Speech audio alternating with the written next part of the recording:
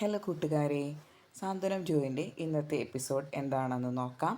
അതിനു മുൻപ് നിങ്ങൾ ഈ ചാനൽ ആദ്യമായിട്ടാണ് കാണുന്നതെങ്കിൽ സബ്സ്ക്രൈബ് ചെയ്യാൻ മറക്കല്ലേ. വീഡിയോ ഇഷ്ടപ്പെട്ട ലൈക്ക് ചെയ്യുകയും ചെയ്യണേ. അങ്ങനെ ധർമ്മൻ സുകന്യയ്ക്ക് ഒരു ഗിഫ്റ്റ് വാങ്ങി കൊടുക്കുകയാണ്. ഒരു ഗിഫ്റ്റ് എന്ന് പറഞ്ഞു കഴിഞ്ഞാൽ ചില്ലറ ഗിഫ്റ്റൊന്നുമല്ല, ഒരു വില കൂടിയ വാച്ച്. അങ്ങനെ സുകന്യയ്ക്ക് അത് കണ്ടപാടെ സന്തോഷത്തിൽ സുകന്യയ്ക്ക് എന്തൊക്കെ ചെയ്യണം എന്നറിയില്ല. സുകന്യ പറഞ്ഞു, ഞാൻ ഇത്രയും പെട്ടെന്ന് ധർമ്മേട്ടന് ഇത് വാങ്ങി കൊണ്ടുതരുമെന്ന് ഞാൻ വിചാരിച്ചേ ഇല്ല. ഞാൻ കുറേ കാലമായി ആഗ്രഹിക്കുന്നതായിരുന്നു ഈ വാച്ച്. അതൊക്കെ എനിക്കറിയാം, അതല്ലേ നിനക്ക് ഞാൻ വാങ്ങി കൊണ്ടുവന്നത്. പിന്നെ ഇത് 30,000 രൂപയുടെ വാച്ചാണ്. ഓഫർ പ്രൈസ് ആയതുകൊണ്ട് 25,000, 25,000 കിട്ടി. നിനക്ക് ഇഷ്ടപ്പെട്ടില്ലേ എന്ന് ചോദിക്കും. എനിക്കിഷ്ടപ്പെട്ടു ധർമ്മേട്ട, എനിക്കിഷ്ടപ്പെട്ടു. പിന്നെ ഇത് ഞാൻ മുൻപ് വിളിച്ചിരുന്നൊരു കുറിപ്പൈസ ഉണ്ട്. ആ കുറിപ്പൈസ അന്ന് വാങ്ങി ഉപയോഗിച്ചിരുന്നില്ല. അത് വെച്ചിട്ടാണ് ഈ വാച്ച് വാങ്ങിയത്. അത് അന്ന് ആ കുറി എടുക്കാത്തത് കൊണ്ട് ഇപ്പോൾ ഒരു ഉപകാരമായി എന്ന് പറയാണ് സുകന്യയുടെ അടുത്ത് ധർമ്മൻ. അപ്പോൾ സുകന്യയ്ക്കാണെങ്കിൽ സന്തോഷം കൊണ്ട് എന്താ ചെയ്യേണ്ടതെന്ന് അറിയില്ല. സുകന്യ പറഞ്ഞു, താങ്ക് യു ധർമ്മേട്ട, താങ്ക് യു. ഞാൻ ഇതെല്ലാവരെയും ഒന്ന് കൊണ്ടുപോയി കാണിച്ചിട്ട് വരാമെന്ന് പറഞ്ഞ് സുകന്യ ആ വാച്ച് എടുത്തിട്ട് ഡൈനിങ് ഹാളിലേക്കിട്ട് പോവാണ്. അങ്ങനെ മിത്രയ്ക്കും മീനുവിനും ആദ്യം കാണിച്ചു കൊടുക്കും. മീനുവിന് വലിയ കാണുമ്പോൾ അത്ര വലിയ സന്തോഷമൊന്നും തോന്നുന്നില്ല. പിന്നെ അത് കഴിഞ്ഞതിന് ശേഷം ബാലനും ഗോമതിക്കും കാണിച്ചു കൊടുക്കും. അപ്പോഴും നമ്മുടെ ആര്യനും ആകാശും ആനന്ദമൊക്കെ കൂടി അങ്ങോട്ട് വരുന്നത്. അപ്പോൾ ആര്യനും ആകാശമൊക്കെ നോക്കിയിട്ട് പറയാം, അടിപൊളി വാച്ചാണല്ലോ. ഇത് ബ്രാൻഡഡ് വാച്ചാണ്. ഇതിൻ്റെ മീതെ പ്രൈസ് ടാഗും ഉണ്ട്, 30,000 രൂപ. നല്ല അടിപൊളി വാച്ചിട്ട് ചേച്ചിന്ന്. അപ്പോൾ നമ്മുടെ ബാലൻ ഞെട്ടലോടെ ഓടി നിൽക്കുക. എന്ത്, ഒരു വാച്ചിന് 30,000 രൂപയൊക്കെ ഉണ്ടോ? ഇത്ര വില കൂടിയ വാച്ചാണോ? വാച്ചിനൊക്കെ ഇത്ര വിലയുണ്ടോ ഗോമതി എന്നാണ് ബാലൻ്റെ സംശയം. അതെ ബാലേട്ട, എനിക്കും അറിയില്ല കേട്ടോ വാച്ചിനൊക്കെ ഇത്ര വിലയുണ്ടെന്ന്. അപ്പോൾ ബാലൻ പറയുന്ന ഒരു കാര്യമാണ്, അതായത് വാച്ചിൻ്റെ ഉപയോഗം എന്താ, സമയം നോക്കാൻ.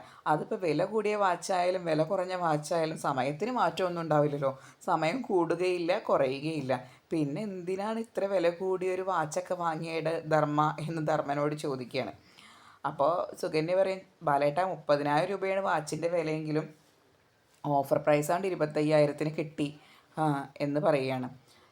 എന്നാലും ഇത്ര വില കൂടുതലുള്ള വാച്ചൊന്നും വാങ്ങണ്ടിയിരുന്നില്ല ധർമ്മ, നീ എന്തിനാടാ ഇങ്ങനെ ആഡംബരം കാണിച്ചത് എന്നൊക്കെ ചോദിച്ച് ബാലൻ ചോദിക്കുന്നുണ്ട്. അപ്പോൾ ഗോമതി ബാലനോട് പറയുകയാണ്, നിങ്ങളൊന്നും മിണ്ടാതിരുന്നേ. അവൻ സന്തോഷത്തിൽ സുകന്യയ്ക്കൊരു വാച്ച് വാങ്ങി കൊടുത്തത് അല്ലേ, അതിനിപ്പോൾ ഒന്നും ചോദ്യം ചെയ്യാൻ നോക്കണ്ട. അപ്പോഴാണ് ആകാശ് പറയുന്നത്, അത് അച്ഛൻ അറിയാഞ്ഞിട്ടാണ്. ഇപ്പോഴത്തെ വാച്ചുകളിലൊക്കെ വില എന്ന് പറഞ്ഞു കഴിഞ്ഞാൽ ലക്ഷങ്ങളും കോടികളുമാണ്. കോടികളുടെ വാച്ചൊക്കെ ഉണ്ട്. അപ്പോൾ ബാലന് അതിലേറെ ഞെട്ടൽ, ഈ കോടികൾ വിലയുള്ള വാച്ചൊക്കെ ഉണ്ടോ? അത് ശരി, അതൊന്നും നമുക്കറിയില്ല. അപ്പോൾ ഗോമതി പറയാം, നമുക്കറിയാത്ത പല കാര്യങ്ങളുണ്ട് ബാലേട്ട. എന്തായാലും അവൻ സന്തോഷത്തിലൊരു വാച്ച് വാങ്ങിക്കൊടുത്തതല്ലേ, നല്ല കാര്യം. ഇതേ സമയം ഇതൊന്നും ശ്രദ്ധിക്കാതെ അവിടെ നിന്ന് കണക്ക് കൂട്ടുകയാണ് നമ്മുടെ ദേവി. അപ്പോൾ ദേവി ഇങ്ങനെ കണക്ക് കൂട്ടുന്നത് കണ്ടിട്ട് എല്ലാവരും ദേവിനെ കളിയാക്കുന്നുണ്ട്. ഇവിടെ നടന്ന വാച്ചിൻ്റെ വിലയൊന്നും ദേവിയെടുത്ത് അറിഞ്ഞിട്ടില്ല. കണക്ക് കൂട്ടലിലാണ്. ഇന്നും പൈസ എന്തോ കുറവുണ്ടെന്ന് തോന്നുന്ന ഇരിപ്പ് കണ്ടാൽ എന്ന് പറയും. അപ്പോൾ നമ്മുടെ ബാലൻ ദേവിയുടെ അടുത്ത് പോയിട്ട് ചോദിക്കും, മോളെ ഇന്ന് പൈസ വല്ലതും കുറവുണ്ടോ, നീ എന്താ ഇങ്ങനെ ടെൻഷനായിട്ട് നിൽക്കുന്നേ? അപ്പോഴാണ് ദേവി ഒരു ഞെട്ടിക്കുന്ന സത്യം പുറത്തു വിടുന്നത്. ഇന്ന് കണക്ക് കൂട്ടലൊന്ന് 25,000 രൂപയുടെ കുറവുണ്ട്. അതും എന്താണ്, നമ്മൾ ഡീലർക്ക് കൊടുക്കാൻ ബാലച്ചന് 25,000 രൂപയല്ലേ കൊടുന്ന് വെച്ചിട്ടുണ്ടായിരുന്നത് അല്ലേ എന്ന് ചോദിക്കുകയാണ്. അല്ലല്ലോ മോളെ, ഞാൻ 25,000 അല്ലല്ലോ, 50,000 രൂപയാണല്ലോ ഞാൻ കൊടുന്ന് വെച്ചത്. ബാലച്ചന് ഉറപ്പാണോ? എനിക്ക് ഉറപ്പ്, ഞാൻ 50,000 രൂപയെ കൊടുന്ന് വെച്ചത്. അപ്പോൾ ബാലച്ചൻ എവിടെ വെച്ചിരുന്നത്? ഞാൻ മേശവലിപ്പിൽ. നിനക്ക് നീ അത് കണ്ടില്ലായിരുന്നു?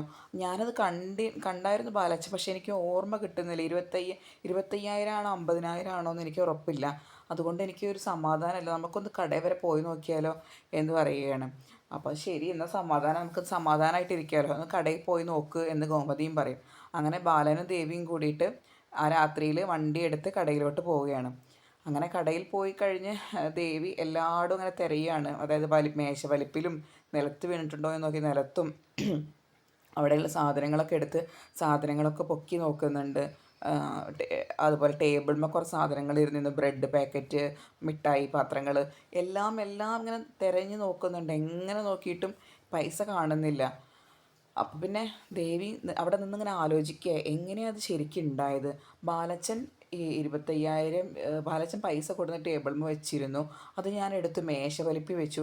അത് ഒരു കെട്ടാണോ 2 കെട്ടാണോ എന്നാണ് എനിക്ക് ഓർമ്മയില്ലാത്തത് ബാലച്ച എന്ന് പറഞ്ഞോട്ട് ദേവി നിൽക്കുകയാണ്. അങ്ങനെ പൈസ കിട്ടാത്തതിൻ്റെ വിഷമത്തിൽ 2 പേരും കൂടി തിരിച്ച് ദേവമംഗലത്തോട്ട് തിരിച്ചു വരും. അങ്ങനെ ബാലൻ പറയും നമ്മുടെ കടയിൽ പൈസ ഇല്ല, വീട്ടിലും ഇല്ല, കടയിലും ഇല്ല. അപ്പോൾ അതുകൊണ്ട് ഈ പൈസ മോഷണം പോയത് തന്നെയാണ്, അതെനിക്ക് ഉറപ്പാണ് എന്ന് പറയുകയാണ്. അത് കേട്ടതോടുകൂടി എല്ലാവരും ഞെട്ടും. മോഷണം പോയതോ? ബാലേട്ടൻ എന്താ ഈ പറയുന്നത്? മോഷണമോ? അതെങ്ങനെ ബാലേട്ടന് മനസ്സിലായത്? പൈസ കാണാതെ ആയതല്ലേ എന്ന് ഗോമതി ചോദിക്കും. ആ ഗോമതി, പൈസ കാണാതാവുക തന്നെയാണ്. ഒന്നുകിൽ അത് കടയിലുണ്ടാവണം, അല്ലെങ്കിൽ അത് വീട്ടിലുണ്ടാവണം. ഇത് 2 സ്ഥലത്തും ഇല്ലെങ്കിൽ അതിൻ്റെ അർത്ഥം എന്താ? അത് മോഷണം പോയത് തന്നെയാണ്. പക്ഷേ എനിക്ക് ഏറ്റവും വിഷമം എന്തെന്ന് വെച്ചാൽ നമ്മുടെ സ്റ്റോറ് തുടങ്ങിയിട്ട് ഇത്രയും കാലത്തിനിടയ്ക്ക് ഇങ്ങനെ ഒരു സംഭവം ഉണ്ടായിട്ടില്ല. ആദ്യമായിട്ടാണ് ഉണ്ടാവുന്നത് ഇങ്ങനെ. അപ്പം ഗോമതിക്ക് ആകെ പേടിയാവാൻ തുടങ്ങും. ഗോമതി ഒരു ഈശ്വര 25,000 രൂപ. അപ്പോൾ ബാലന് ടെൻഷൻ എന്താണെന്ന് വെച്ചാൽ നാളെ ഡീലർ വരുമ്പോൾ കൊടുക്കാൻ വെച്ചിരുന്ന പൈസയാണിത്. അപ്പോൾ ഇനി ഈ നാളെ ഡീലർക്ക് കൊടുക്കാൻ എന്ത് ചെയ്യും എന്നാണ് ബാലൻ്റെ ആദി. അപ്പോൾ ദേവി പറയണം, അച്ഛാ എൻ്റെ മിസ്റ്റേക്ക് കൊണ്ട് കാണാതായ പൈസയല്ലേ, ഞാൻ നാളെ രാവിലേക്ക് എങ്ങനെയെങ്കിലും ഒരു 25,000 രൂപ ഒപ്പിച്ച് തരാം, അച്ഛൻ അത് ആലോചിച്ച് വിഷമിക്കേണ്ട എന്ന് പറയണം. അപ്പോൾ ബാലൻ ദേവിയെ സമാധാനിപ്പിക്കും. ഇല്ല, മോളത് കണ്ടിട്ടേ ഇല്ലല്ലോ ആ പൈസ. അപ്പോൾ പിന്നെ മോളെന്തിനാണ് കുറ്റം പറയുന്നത്? മോളെ കുറ്റം പറയാൻ പറ്റില്ല, കാരണം മോൾ ഇപ്പോഴേ കണക്ക് നോക്കിയ കാരണമല്ലേ ഇങ്ങനൊരു പൈസ കുറവുള്ളത് അറിഞ്ഞത്. മോൾ ആത്മാർത്ഥതയിലല്ലേ അതെല്ലാം ചെക്ക് ചെയ്തത്, അതുകൊണ്ടാണല്ലോ ഇപ്പോൾ അത് അറിയാൻ പറ്റിയത്. അതുകൊണ്ട് മോളത് ആലോചിച്ച് വിഷമിക്കേണ്ട, അപ്പം നമുക്ക് എന്തെങ്കിലും ചെയ്യാം എന്ന് പറയാണ്. പിന്നെ ദേവി പറയാണ്, എന്താ ഉണ്ടായത് എനിക്ക് കൃത്യമായിട്ട് ഓർമ്മ കിട്ടുന്നില്ല. അപ്പോൾ ആകാശ് പറയും, നീ ഒന്ന് തെളിച്ച് പറ, എന്താ അവിടെ ഉണ്ടായത്? അല്ല, ആകാശല്ല, ആനന്ദ് ചോദിക്കുക എന്താ ഉണ്ടായത്. അപ്പോൾ ധർമ്മൻ്റെ കയ്യിലാണ്, ബാലൻ പറയും ധർമ്മൻ്റെ കയ്യിൽ പൈസ കൊടുത്തിരുന്നു, അതാണ് ഞാൻ വാങ്ങിയത്, ഞാനപ്പോൾ കടയിലുണ്ടായിരുന്നില്ല എന്നൊക്കെ നടന്ന സംഭവങ്ങളൊക്കെ ദേവി ഇങ്ങനെ പറയും. അപ്പോഴാണ് ബാലൻ നമ്മുടെ സുകന്യയുടെ കയ്യിലിരിക്കുന്ന വാച്ചിലോട്ടൊരു നോട്ടം നോക്കുക. എന്നിട്ട് ബാലൻ ധർമ്മൻ്റെ അടുത്ത് വന്നിട്ട് ചോദിക്കും, ധർമ്മ, നിനക്ക് ഈ വാച്ച് വാങ്ങാൻ പൈസ എവിടെ നിന്ന് കിട്ടി? ഇതിന് 25,000 രൂപയായെന്നല്ലേ നീ പറഞ്ഞത്? അതേ ബാലേട്ടാ, 25,000 രൂപ. പറ, നിനക്ക് ആ പൈസ എവിടെ നിന്ന് കിട്ടി? അതോ, അത് ഞാൻ ഒപ്പിച്ചു. അത് നീ ഒപ്പിച്ചെന്ന് എനിക്ക് മനസ്സിലായത്, എങ്ങനെ ഒപ്പിച്ചു? അപ്പോൾ ധർമ്മൻ ചോദിക്കും, അതെന്താ ബാലേട്ട, ഒരു 25,000 രൂപ പോലും ഒപ്പിക്കാൻ കഴിവില്ലാത്തവനാണോ ഞാൻ? അങ്ങനെയല്ല, നീ പറ, നിനക്കത് എവിടെ നിന്ന് കിട്ടിയ പൈസ? അപ്പോൾ സുകന്യയ്ക്ക് വിഷമം വരും. സുകന്യ പറയും, ധർമ്മേട്ടൻ ഒരു വാച്ച് വാങ്ങി തന്നതിന് ബാലേട്ടൻ എന്തിനാ ധർമ്മേട്ടനെ ഇങ്ങനെ ചോദ്യം ചെയ്യുന്നത്? ഇത് ശരിയല്ല കേട്ടോ എന്ന് പറയും. അപ്പോൾ ഗോമതി ധർമ്മൻ്റെ അടുത്ത് നിന്നിട്ട് ചോദിക്കും, ധർമ്മ, നീ പറ, എവിടെ നിന്നാടാ പൈസ? അല്ല ചേച്ചി എന്താ പറയുന്നത്? ഞാൻ കടയിൽ നിന്ന് ആ പൈസ മോഷ്ടിച്ചെന്നാണ് ചേച്ചിയും പറയുന്നത്. അങ്ങനെയല്ല ധർമ്മ, നീ ആ പൈസ മോഷ്ടിച്ചു എന്നല്ല ഞാൻ പറയുന്നത്, അത് നിൻ്റെ കൂടി കടയല്ലേ, നീ ആ പൈസ അതിൽ നിന്ന് എടുത്തു എന്ന് വിചാരിച്ചാൽ മതി. അപ്പോൾ ധർമ്മൻ ചോദിക്കും, അപ്പോൾ നിങ്ങളൊക്കെ പറഞ്ഞു വരുന്നത് ഞാൻ ആ പൈസ അവിടെ നിന്ന് മോഷ്ടിച്ചു എന്നല്ലേ? ഈ ഡയറക്റ്റ് അല്ലെങ്കിൽ ഇൻഡയറക്റ്റ് ആയിട്ടല്ലേ നിങ്ങളെല്ലാവരും എന്നോട് ചോദിക്കുന്നത് എന്ന് പറയും. അപ്പോൾ ധർമ്മൻ ആകെ വിഷമം വന്നിട്ടുണ്ട്, കാരണം ധർമ്മൻ അത്രയും കാലം ആത്മാർത്ഥതയിലാണ് അവിടെ നിന്നത്. അങ്ങനെ ധർമ്മന് ആകെ സങ്കടവും ദേഷ്യമൊക്കെ വന്നിട്ട് പറയുകയാണ്, നിങ്ങൾ എല്ലാവരും എന്നെ ഒരു കള്ളനാക്കി അല്ലേ എന്ന് പറഞ്ഞ് ധർമ്മൻ അവിടെ നിന്ന് ഡൈനിങ് ഹാളിൽ നിന്ന് റൂമിലോട്ട് ചെല്ലും. എന്നിട്ട് റൂമിൻ്റെ വാതിലടച്ച് റൂമിലിരിക്കുകയാണ്. അങ്ങനെ ഇരിക്കുമ്പോൾ ധർമ്മൻ ഭയങ്കര വിഷമത്തിലാണ് ധർമ്മൻ ഇരിക്കുന്നത്. അപ്പോൾ ധർമ്മൻ അതായത് ഗോമതിയും ബാലനും തമ്മിൽ വിവാഹം കഴിച്ചതും അന്ന് മുതൽ ധർമ്മൻ ഇവരുടെ കൂടെ താമസിക്കുന്നതും ആ വീട്ടിലുണ്ടായിരുന്ന സന്തോഷമുള്ള ഓരോ മൊമെൻറ്റ്സും ധർമ്മൻ അവിടെ നിന്ന് ആലോചിക്കുകയാണ്. ഇത്രയും കാലം അത്രയും പ്രാണൻ പോലെ സ്നേഹിച്ചതാണ് ധർമ്മൻ അവരേനെ.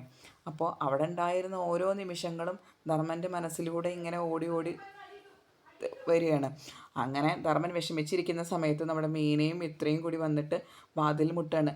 കൊച്ചച്ഛ വാതിൽ തുറക്ക്, ഞങ്ങൾക്കൊരു കാര്യം സംസാരിക്കാനുണ്ട്, കൊച്ചച്ഛൻ വാതിൽ തുറക്ക് എന്ന് പറഞ്ഞ് ഇവരിങ്ങനെ മുട്ടി വിളിക്കുകയാണ്. അങ്ങനെ അവസാനം ധർമ്മൻ വാതിൽ തുറക്കും. വാതിൽ തുറന്നു കഴിഞ്ഞാൽ ധർമ്മൻ്റെ കയ്യിലൊരു പെട്ടി ഉണ്ടാവും. ആ പെട്ടിയുമായിട്ട് ധർമ്മൻ ഡൈനിങ് ഹാളിലോട്ട് വന്നിട്ട് പറയും, സുകന്യെ, നിനക്ക് എന്താ എടുക്കാനുള്ളതെന്ന് വെച്ചാൽ നീ എടുത്തോളൂ, നമ്മൾ ഇവിടുന്ന് പോവുകയാണ്. അപ്പോൾ ഗോമതി പറയും, നീ എന്താണ് ഈ പറയുന്നത്? നീ എവിടേക്ക് പോകുന്നു? അതൊന്നും നിങ്ങൾ അന്വേഷിക്കേണ്ട കാര്യമില്ല, ഞങ്ങൾ ഇവിടുന്ന് പോവുകയാണെന്ന് പറയുകയാണ്. അപ്പോൾ സുകന്യ വേഗം ബാഗ് പാക്ക് ചെയ്യാൻ വേണ്ടിയിട്ട് റൂമിലോട്ട് പോകും. ഇത്രയും കാണിച്ചുകൊണ്ടാണ് ഇന്നത്തെ സാന്ത്വനം 2 എപ്പിസോഡ് അവസാനിക്കുന്നത്. നേരത്തെ തന്നെ സാന്ത്വനത്തിൻ്റെ വിശേഷങ്ങൾ അറിയാം ആദ്യം നിങ്ങൾ ഈ ചാനൽ ഒന്ന് സബ്സ്ക്രൈബ് ചെയ്യുക.